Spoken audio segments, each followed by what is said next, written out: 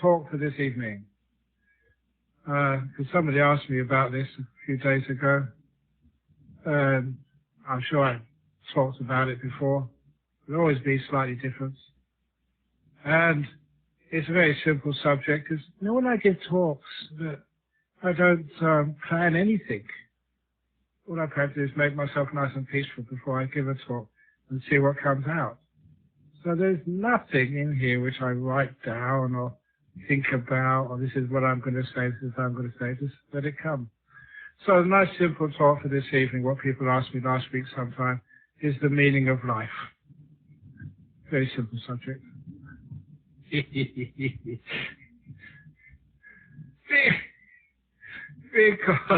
it's a subject which I'm sure people have written books and PhDs and all sorts of other nonsense about. And I know years ago, which I said, I remember Ajaan Brahmawansa reminded me of this some weeks ago. He said that I told him, he said, the meaning of life is the meaning you give your life. He said, that's a good start. What meaning do you give your life and your journey? But even that is a bit of an approximation. It's the meaning you give your life today, because that meaning, that purpose, will always be changing. And even that, we can refine that even more. Because sometimes when we look at the meaning of your life, well, first of all, other people give us the meaning of life. They tell us what to do and where we should be looking. And I'm not sure about you, but I was always rebellious, always, good in the sense of just not being destructive and respecting people like my parents and teachers, but always questioning and saying, really, is that qualifies a true meaning of life? And of course, like many of you, you start off thinking the meaning of your life, your purpose, is to pass your exams and be clever, be smart. And if you've got your kids doing exams this week or this year, take them out of this hall right now, because they shouldn't listen to a monk like me. I worked really hard doing my exams and I did very well. That lot of good that did me. It's true. I got really good results in one of the toughest subjects, theoretical physics at Cambridge University, but there was always something during that career in science. That's really hard science. There was something which was always challenging. Is this really what you should be doing in life? Finding the astrophysics of the galaxy, or the meaning of dark matter, or just even little things like what matter is made of. I thought that would be really interesting, until after a little while you figured out that no one knew. They had theories, sorts of ideas, but this matter was always moving around, always changing its shape, combining with other stuff, coming and going. So what actually really was it? Because with the meaning of stuff, something which is right here, the word, what actually is it? And it's not the stuff which was important. I figured out it's actually the forces between the stuff, how it interacts together.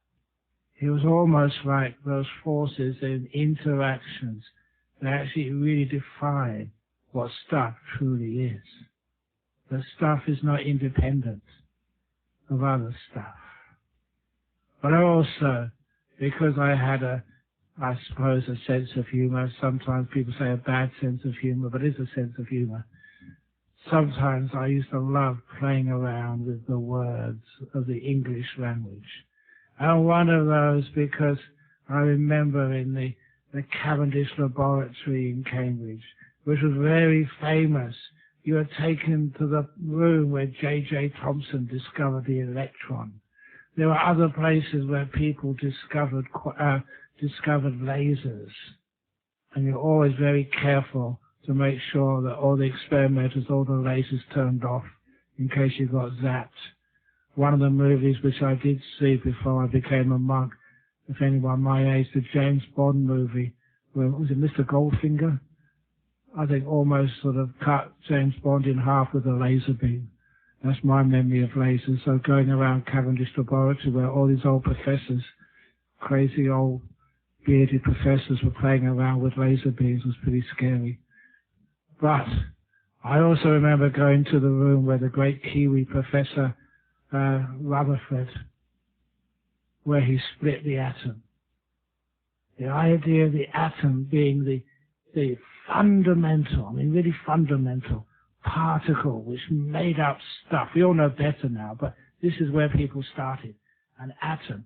In fact, the Greek word actually means indivisible, cannot be split up. And that's why these great philosophers use that, the indivisible part of stuff. And of course, the great Kiwi split it in two and found out it was not indivisible or fundamental at all. And as soon as they get into the deeper stuff, that too can be split up. And everything can be split up. Nothing is really stable except the forces which keep these things dancing around each other. But that's the stuff. I always thought, what about the thing which knows all this stuff and experiences it, the mind, your conscious awareness? What about that?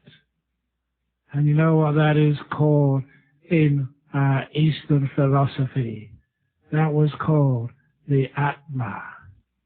In Buddhism we call it the Atta. It's a Pali derivative of the Sanskrit. But the Atma. And then something kind of coincided. Atma? Atom? Is there some connection there? And of course, you bet there is. The sense of self, the indivisible nature of the human being, the core, your soul, that too is divisible. It comes and it goes. That too is not the essence of you. That was split much earlier than Rutherford. That was split by this fellow called the Buddha in India under the Bodhi tree. Realizing that too has got no fundamental, indivisible substance. But instead of stuff, we have the relationships between stuff. That is a fundamental part of life. So the meaning of life, first of all, it's not everything you've attained in life. All of those achievements which you have, all of those certificates, all of those records you've broken, all of those personal bests you've achieved, all of the stuff you've amassed in your life. You know that people amass so much. I found that out as a monk. Please don't ever do this to me again. But this gentleman, a very, very nice member of our Buddhist society, you know, he made me the executor of his will. And I found that out. The first time I really found that out, he must have asked me, but I probably said, oh yes, and just was not really paying too much attention. But the first time I found that out was when a policeman came to see me at Bodhinyana Monastery. And I said, what do you want to see me for? He said, I've just got to inform you that Mr. Creek has passed away. Really? Why? Well, why do you want to tell me? He said, because according to his will, I was the executor, so I had to be told. And so we had to go through the procedure of going through all of his personal belongings. He only had a small house. There's actually a small flat, but the amount of stuff which he had in that house was huge. And it took, I couldn't get rid of it all. So it took, people like a dear old President Dennis was there with the vans and getting rid of stuff. And It was really a lot of hard work. So it had about a week or two to get rid of. And all this stuff had accumulated over the years. So please, don't make me the executor of your will. I don't have time to clean up other people's houses. But it's all worked well because the house itself was actually over in Scarborough. It was actually right next to the ocean. And so I think we sold it, or rather, good old Eddie, where is he? So it's here earlier. Eddie, around the back there, sold it for us. Yeah, thank you, Eddie. And that actually paid off a lot of the debts for the nuns' monastery. So that was really very helpful. It's worthwhile cleaning up for that. Well, you've got to get donations somewhere. But the meaning of life is not all those things which you accumulate in this world. It's just more stuff. And next, of course, a lot of times there's a few friends who still remember him, but how many other people really remember him? And as for you, this was actually scared me when I was young. I thought, maybe 100 years, who would remember me? Maybe because I'm a well-known monk now, maybe a few of my books they might remember. But then, or later on, maybe, I don't know, when I die, you might make a little statue of me here in Dhammaloka. But please, if you do make a statue of me, please make a statue of me when I was young and handsome, not the fat old monk. Otherwise, all these people will be coming close to me and just rubbing my tummy for good luck all the time. Someone actually did that once. It's a Chinese tradition. I was just close to Chinese New Year. Honestly, this happened. I was just standing close to the reception area, just talking to somebody, and this Chinese woman came up and just looked at me, and a big smile on her face, got her hand and started rubbing my belly. I couldn't stop her. Anyway, she was very happy anyway, so it's my life. But after a while, nothing will remain of you. What was your meaning? So stuff can't be the meaning, but the relationship we have with stuff, the relationship you have with one another, the relationship you have with your life, that will be where meaning lies. When things go well in your life, how do you relate to that? How does that affect you? What are those forces between you and success, or you and loss, or you or things coming and going? That is much more where we find the meaning of our life, how we deal with tragedies in life. And I'm saying this story because this comes up so often. It came up when I was over in Thailand teaching a retreat. I was teaching a retreat over in Thailand, and even though it was in Thailand, there's not that many people who had coronavirus. I think maybe 20, 30, 40 or something in the whole country when I was there. But still, the people there, they insisted on taking everybody's temperature as we walked into the meditation room, including me. So I had to have my temperature taken. You know what I found out? And I checked this. All the other people who were with me, I checked them, their readings and my readings. My readings were the lowest. And it proved to me something, that I am a very cool monk. 35 point something.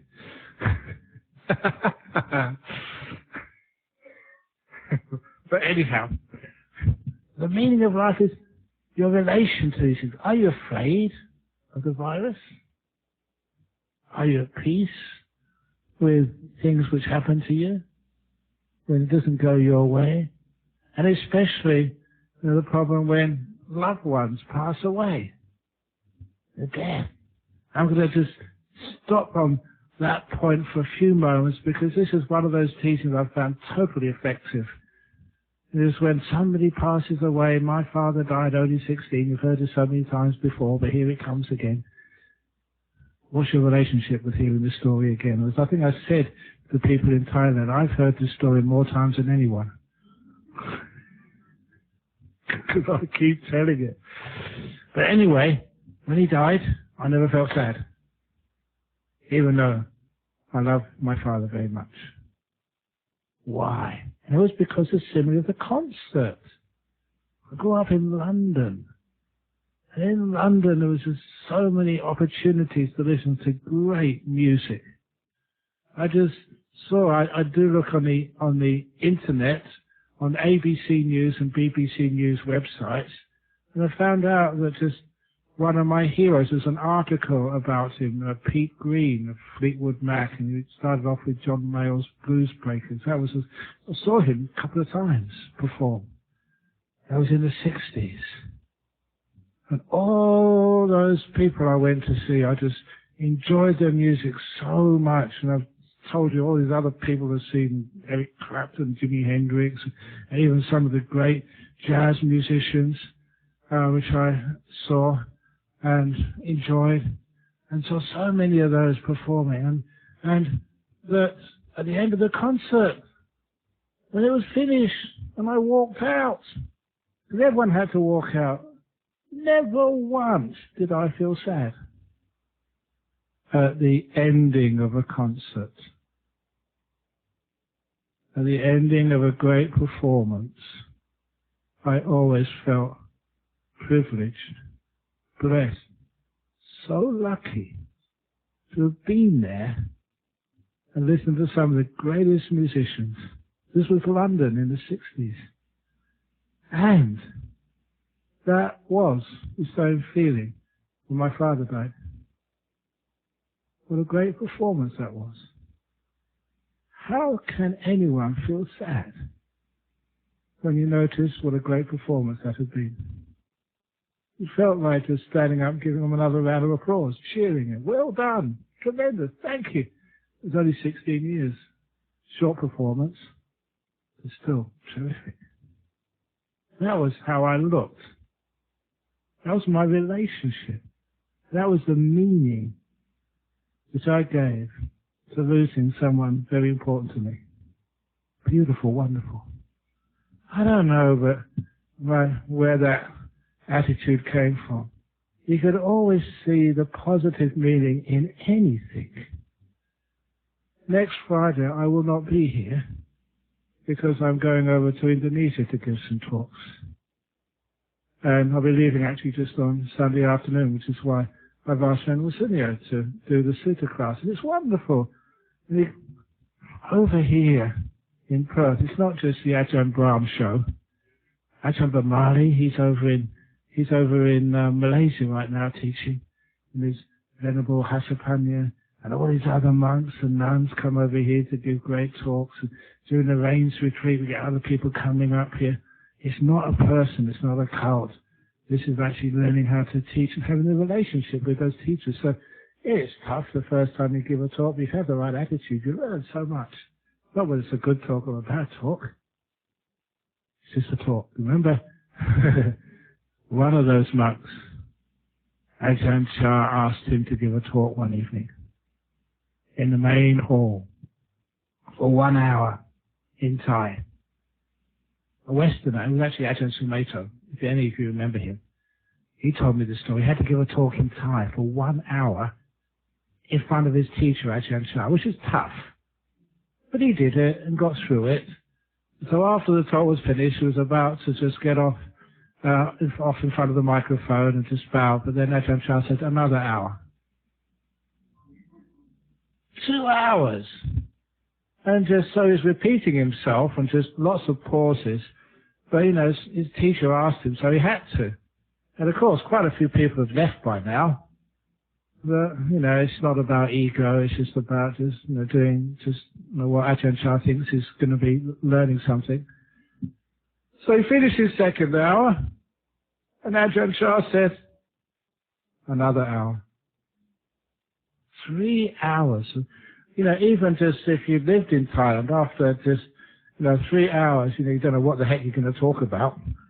And there's all sorts of, and everyone gets so bored. There's only Ajahn Chah, a couple of monks, and most of the people have gone. There's a few sort of those wall geckos listening to you. Other than that, everyone else there is half asleep or fully asleep. But he finished for 3 hours. Whoa, that was just so tough. And Ajahn Chah said, another hour. This poor monk had to give 4 hours of talk. Didn't know what he was talking about. Just rubbish. And everybody had left except Ajahn Chah. And he said from that day on, every other talk he ever gave was far better than that. So he never felt sad. That was what Ajahn Chah was teaching him. It doesn't matter. You try your very best, but 4 hours, even Ajahn Chah would probably give a boring talk. But what the point was that, that you are your relationship to what you're doing.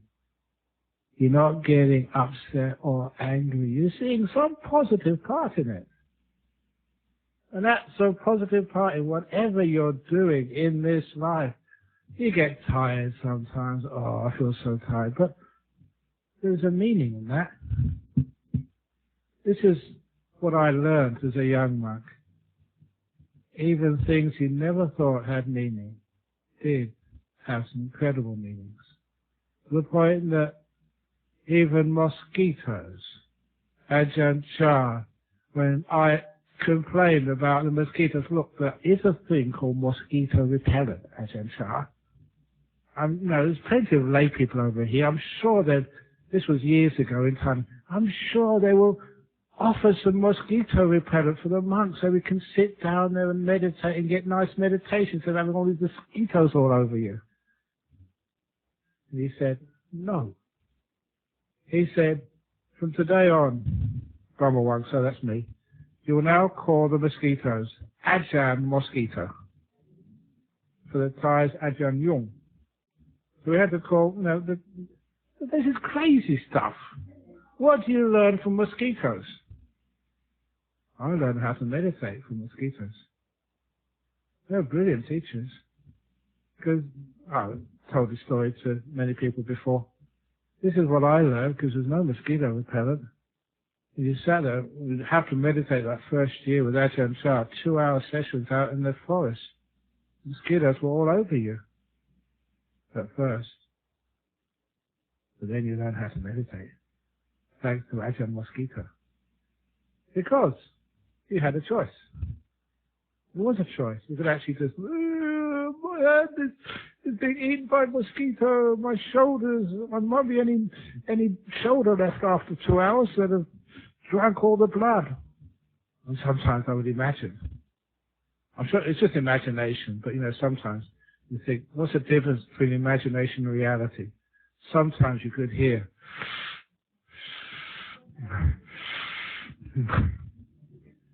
Was that the mosquito sucking all the blood from your... There's 60 or 70 on there at the time. That's a lot. But I had a choice. And my choice was, are you going to meditate or are you going to just start worrying? What is your relationship? What meaning are you giving to being consumed alive by mosquitoes? So I remember what Ajahn Chah said. Call it Ajahn Mosquito. They're teaching you something. What they taught me was so sort of similar to the old Zen monks with the stick. You've seen those on the movies or on the documentaries in the Zen temples. When you're meditating, they walk behind you, and if you move, if you go to sleep, whack! People told me it didn't hurt. I didn't believe them. Sounded like it hurt to me. I only once went to one of those retreats for a weekend retreat when I was 21 or 22 or something. And we had to sit up there in the morning time. And we didn't sleep very much. Just a new place and somebody snoring. There's always somebody snoring on these retreats. Because I suffered on those retreats when I was young, that's why when we built Jhana Grove Retreat, what we have over here, it's just so comfortable. You have your own room. And I go sleep with other people in the room, always snoring and making noises or coughing. So you didn't get much sleep. And in the morning you had to meditate. And your head went down, sleepy. Fortunately, and I must have had some very good karma in my past life, because there was a monk sitting next to me was more asleep than I was. He got hit first. And as soon as he got hit, that was it. That totally got rid of my sloth and torpor. And I wasn't sleeping at all. I was fully awake and terrified. I can't miss this story about when I was in Hong Kong a couple of years ago. They were just talking with one of the monks from mainland China, and said they tried that in one of the retreats in the mainland, the Zen retreat. And this monk came along with the Zen stick, and there was this middle-aged woman. She was falling asleep when she was meditating. And so the Zen monk, the master, hit her on the back with the Zen stick. You know what she did? Got out her cell phone and called the police. It's an offence to hit people. And the police took the monk away, arrested him. That was the end of that retreat. That's a true story. So don't. But anyway, those mosquitoes, sort of in Thailand, the Thai mosquitoes. But what they taught me is, okay, you're meditating, you can't mess around. I really have to relax. Because I knew what would happen. If, when you sit down, they don't come onto you straight away. They wait a while until all your defenses are down. And then they attack in mass. So I knew I didn't have much time. So I knew I had to close my eyes and just really meditate. Really let go. Present moment awareness. Exactly as I taught at the beginning of this session this evening.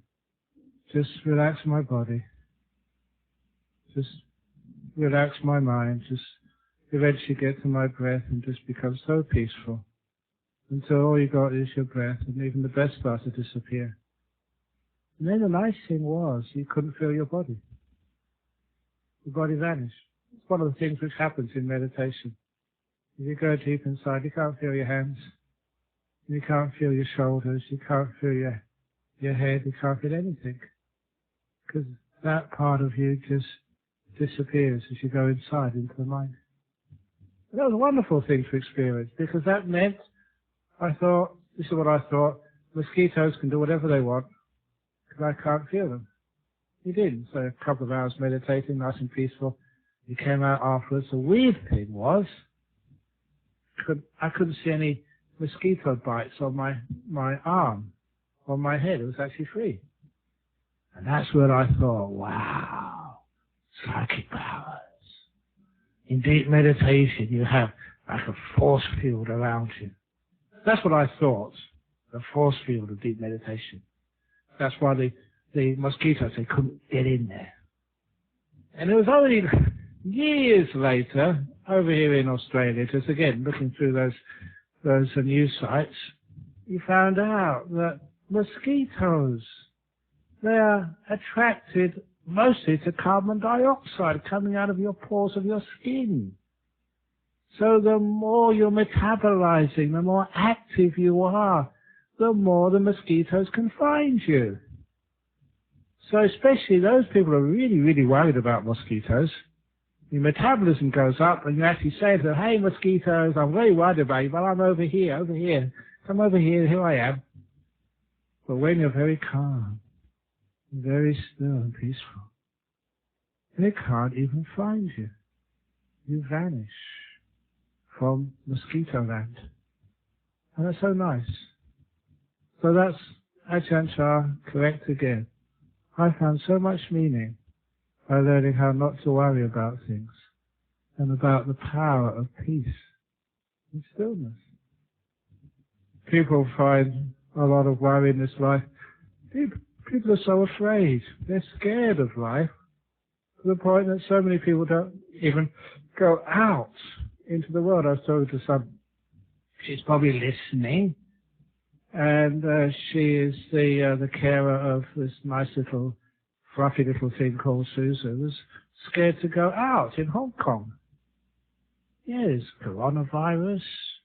Yeah, there used to be people just protesting and lots of, what's that gas, whatever it is anyway.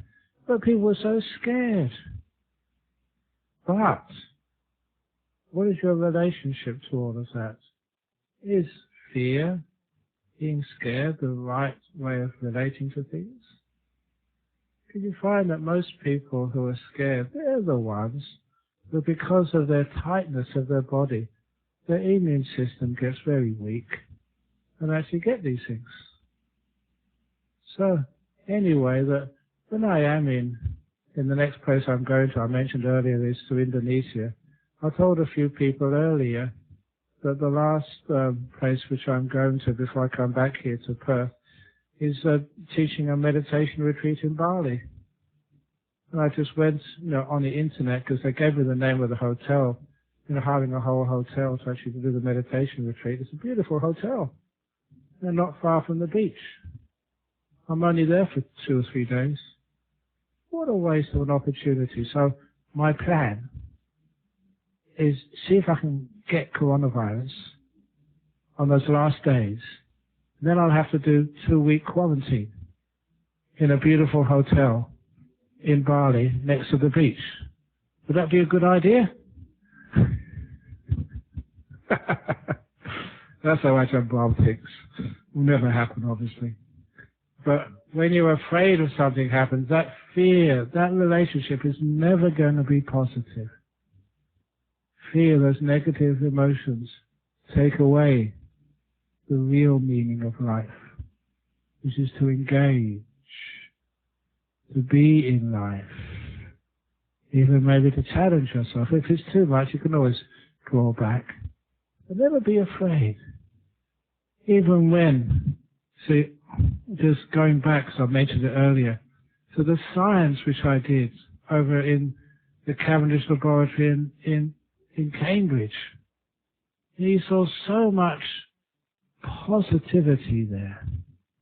If you wanted to do an experiment, you go to see your tutor or your supervisor and say, yeah, give it a try. Who knows what might happen? Most of those experiments were absolutely stupid. They didn't get anywhere. They wasted money, blew up equipment or whatever. But they would never say no. Because they told me afterwards, out of like 1,000 stupid experiments, one would actually work, would change the world. That's why it was always positive. Always give it a try. See what happens. See what we can learn from this. And that was why, what I learned at a place like that. The meaning of your life. How are you relating to all this stuff which occurs to you? It's never going to be the way you expect it. It is out of control. That was one saying which I had, which is, don't worry, it's out of control anyway. Haven't you figured that out by now? What did you expect would happen this year? Has it happened? You are faced every day with things you don't expect. And when they happen, instead of getting angry, it shouldn't be this way. The weather said today, and I looked at it on the news this morning, 60% chance of rain. There's no rain. No rain at all down in Serpentine Monastery, unless it rained this afternoon when I left. But all the things which you anticipate and plan for, how many of them actually happen in life? How many of you thought, say, even 2 years ago, you'd be sitting here listening to me on a Friday night? Sometimes, somebody's laughing their head off over there. Sometimes, we have to learn how to accept that life is out of control. We can sort of nudge it this way, nudge it that way. But really, when life surprises us, what do? This is actually how we find meaning in life. Realizing that we don't have too many plans. Have a few plans, but always be ready to change. That's why any plan should never be built out of concrete. If you have plans, build them out of rubber. They can bend them, or just untie them, snip them, copy and paste, try another way of doing the same plans in a different way. Because that means you can innovate and change and find out just how you can use all of the different things which life gives to you and make something wonderful out of it. In other words, what I'm talking about, the relationships and how you do things, is making sure that we don't have what in Buddhism is called like the poisons of greed, hatred and delusion, and learning how to make good karma in life. In other words, what Ajaan Brahmawansa used to say, service. I went to go and see him recently, and he kept on saying the same old thing. Service, service, service. The meaning of life. What does that actually mean? Because when you're served, what actually are you serving? Are you serving your partner? Serving your boss? Are you serving the committee members sitting here? How are you serving the spiritual director of the Western Australia?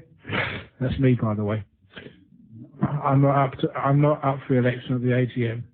That is for life. But I could always get kicked out. Actually, I tried to get kicked out last year. I resigned. No, it wasn't last year, 2 years or 3 years ago. I resigned. But then I had to give it to Ayahasapanya, who made sure that she resigned, so it gave it back to me afterwards. Anyway, I tried my best. It was a good plan. But you see, the way we relate to things, that's where the meaning is. And the way we serve.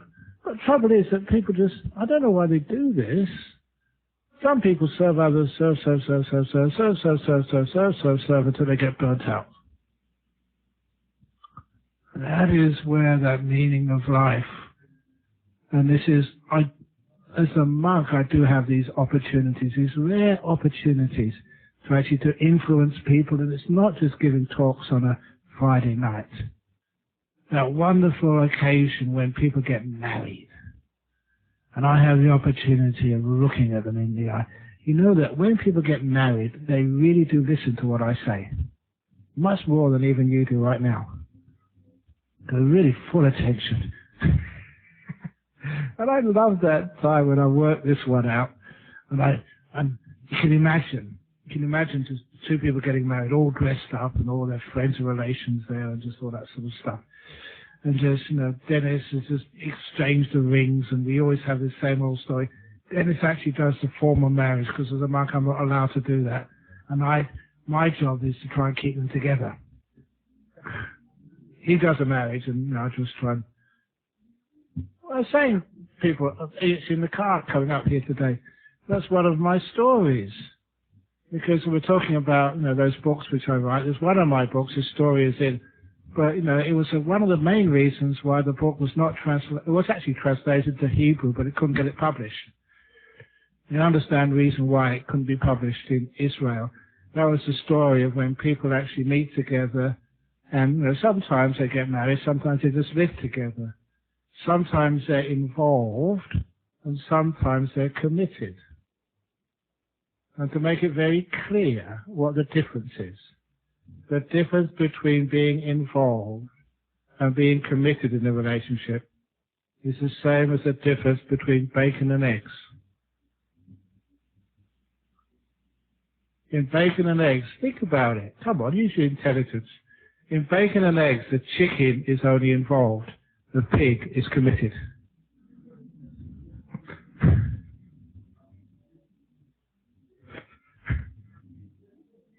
And that story was one of the reasons I could not publish that book in Israel. Because of pigs and pork and stuff. Anyway. But anyway, just but with looking at the bride, looking her right in the eyes. I'm old enough to do that now. Any misunderstandings, look her right in the eyes and say, you are now a married woman. From this day on, you must not think of yourself. And she always just agrees. And then I look at the groom, the guy. Same thing. got to be fair, equity. Look at him and said, you are now a married man. From this day on, you must not think of yourself. He always pauses, always pauses. That's true. This is anecdotal. I've done this many times. He always waits for it, thinks it over, then eventually goes, okay. And the guys are laughing, and some of the girls are too, because you know this is absolutely true. And then I look at still looking at the guy and say, from this day on, you're a married man. You must not think of her, your wife. This is the amazing part of this little anecdote, because you don't need to be a meditator to read his mind. He's thinking, who have we got to bless our marriage? What's this crazy monk doing here? And then I turn to her and say, from this moment on, you must not think of him, your husband. And have this wonderful, you don't rush this, and this wonderful moment of that confusion. The confusion is really great, because when people get confused, they're trying to work out what this means. Their mind is actually free and open, because they're not quite sure where this is going. They're not saying, oh yeah, I know what's coming next. They're actually listening. So a lot of times we find meaning in confusing times. We don't know why, what's going on. That means our mind is just really sort of open to learning. And of course the answer is, from this moment on, you must not think of your partner, you must not think of yourself, you must only think of us. And they get it. Ah, yeah. And many of you have heard the story before, or you have been married before, or you're married right now. You notice this is the problem here. If it's about him or her or me or this or that, or it's just very difficult. It's about us. Our Buddhist Society committee. It's not about the president or the spiritual director or the vice president or the treasurer. It's about us. We're in it together. We're a team. And every Buddhist Society of West Australia, all the other people who come here, just, well, this is, you know that sometimes this is a Thai temple, a Sri Lankan temple, an Australian temple, a Vietnamese temple, a Cambodian temple, a Ukrainian temple. I don't know what, all the other, the Russian temple. If I left anyone else out, Australia, I did mention that, whatever. But anyway, all the people come from so many different places. You're all welcome. Why? Because it's about us. When we change the relationship, it's not about me, it's not about them, it's about us. So we're serving us. It's about all of us. And that gives life a great meaning. Well, I can give and serve. There are times when I say, enough, I'm going to the toilet. I've got to serve my bladder. Oh, I don't know how many times that's happened. I don't know why people look at monks, and probably nuns as well. You think that somehow or other we just, we don't have to go to the toilet. Somehow monks have trained themselves, or I don't know what, use psychic powers or whatever. Oh, what was that time? Please excuse me for going on, but that time it was in Hong Kong, in one of the big places had all these riots recently or protests. And just after giving a talk, you go there and you meet all the dignitaries and you give a talk for an hour, and then questions and answers. It takes about 2 hours to finish a talk. And then after the talk is finished, all these people coming up, signing books and just asking questions. It took another hour to get to the toilet. And by the time I got to the toilet, it was the Jockey Club auditorium in one of the universities, I forget. It was one of these big toilets, the male toilets. And as soon as I got in, it just said, yes, I can actually go to the toilet now. And as soon as I walked in the door, this guy was just washing his hands, and he turned to me and said, oh, Ajaan Brahmawansa, can I ask you a question on meditation? Within the toilet. It was a good anecdote for people. Anyway, just I survived somehow or other. But You've got to look after yourself, look after others. When you find that balance, then your life does have meaning. Balancing, kindness, wisdom. Real service is a combination of kindness and wisdom. It's not just kindness. Sometimes people are so kind. And that story of the Boy Scout, his one good deed of the day, he helped an old lady cross a busy road. The problem was, she didn't want to go. And that is a symbol of much of life. Come on, I'll take you across the road. I don't want to go. No, come on, I'm going to do my good deed. Oh, thank you. So when we have wisdom and kindness, when those two come together, they're powerful. And when those two come together, we know what service is. The relationship we have to all the different things which we are part of in life.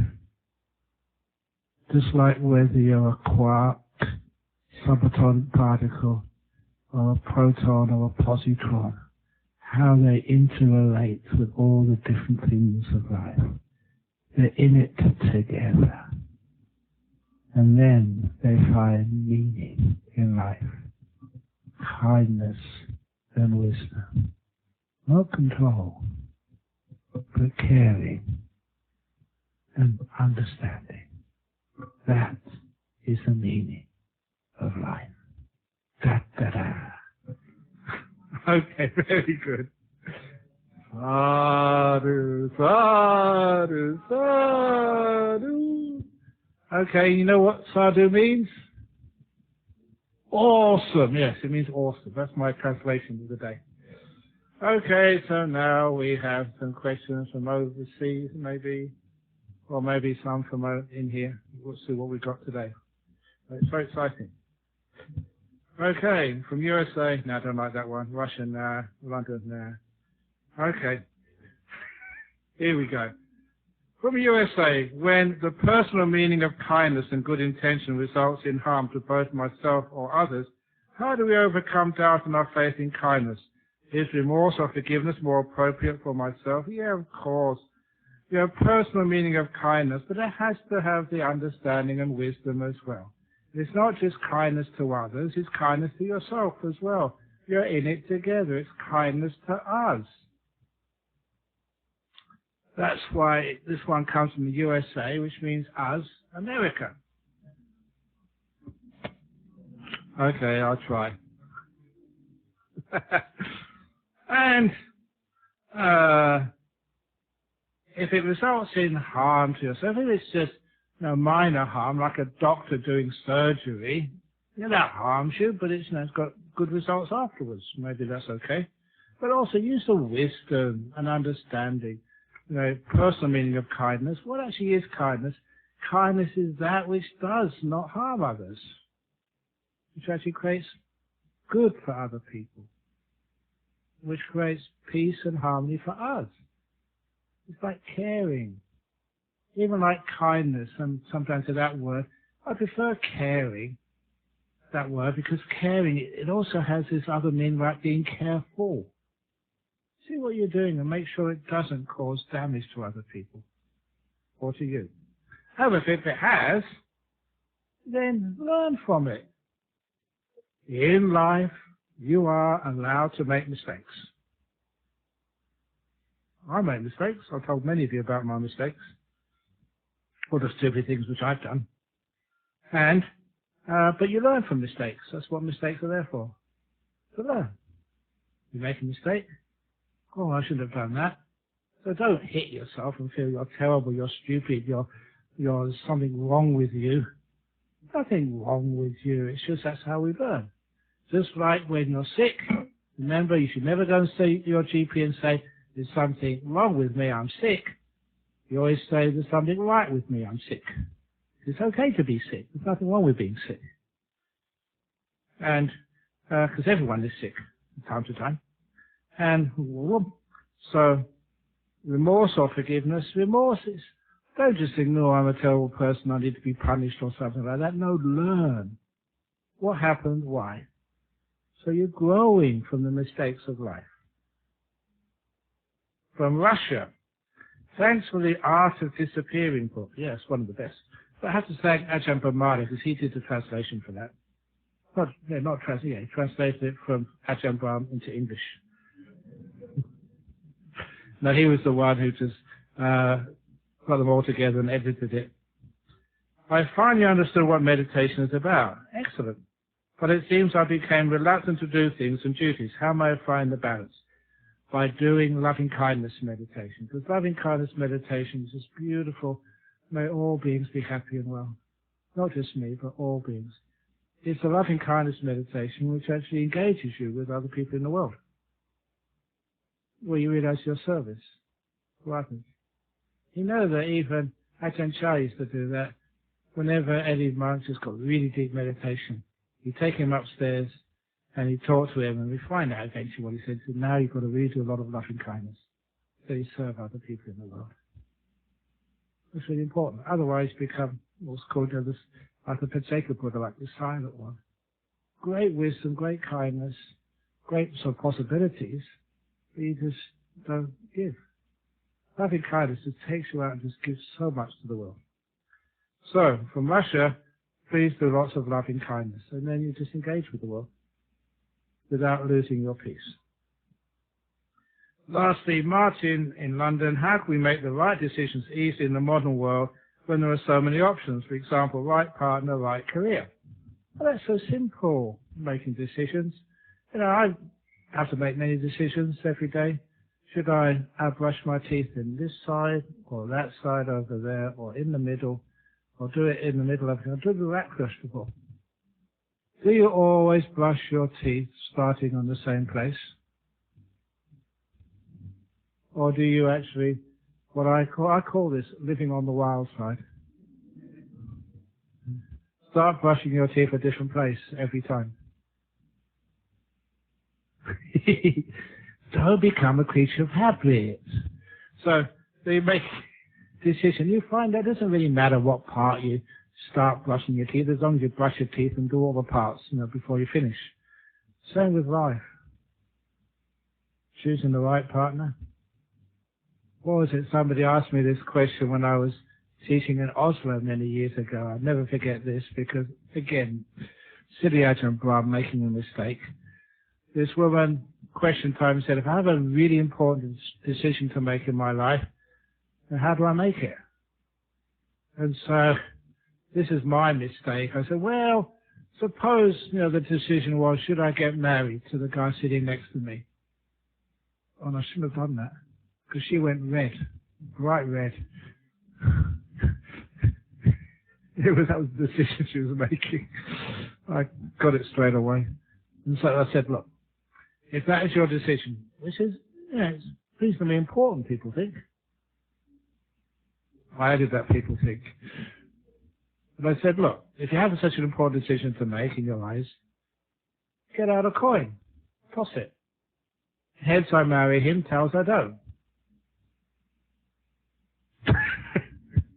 I think you all know where this is leading because you've probably heard it before, read it in the book. Heads I marry him, tails I don't. Now, it comes out tails, I don't. What's the reaction? How do you feel? It's come up tails. So inside, do you think, yes? Or do you think, let's try 2 out of 3? It's the reaction. Remember, the reaction is the meaning of life, not the events, but how you relate to them. If you react, 2 out of 3, I want to try this again, that means you want to marry him, so marry him. And if it comes out, yes, that means you don't. All that tossing a coin up is not to make the decision, but to reveal how you feel. Your intuition, if you like, your inner understanding of where you want to go in life. That is more important. And anyway, if that doesn't work, you can always get divorced, try again, learn again. It's not the end of the world, but whatever, you'll find that sometimes that life is amazing. Sometimes you give somebody a chance and they turn out to be an amazing person, much better than you ever expected. And if they're not as good as you expect, well, look at yourself in the mirror. You're not as good as he expects either. So you're a match. So in other words, whatever you do in life, you turn left. You know, when you go out of this room, if you I don't know where you've got your car, it's maybe a long way, you turn left when you can't go out of this room. You go right as you go out of this room. You all go around the Buddha and they meet at the only exit we've got over there. So it all comes round to the same exit. So after a while, you're making a decision. It doesn't really matter. What does matter, though, is that relationship you have to decision making. Are you scared of making decisions? Well, that is the problem. Just make the decision. Turn left, turn right, I'm going to make the decision. And next, the second part is when you make that decision, the most important time is after you've made the decision. Save all of your energy till after you've made the decision to make sure that decision is right. It's not right because you decided the right way. It's because you put the energy into that decision once you made it. Make it work. If you do that, you find it very successful in life. So it's what you do after you make the decision. That is where the energy belongs. Okay. So, any questions from, I usually say from the floor, but it really should be from the cushions or from the chairs. Or other people sitting in those things. Going. Gone. Okay. So, no questions. You are allowed to come and ask a few personal questions afterwards because I don't need to go to the toilet that quickly this evening. I went beforehand. And thank you all for coming.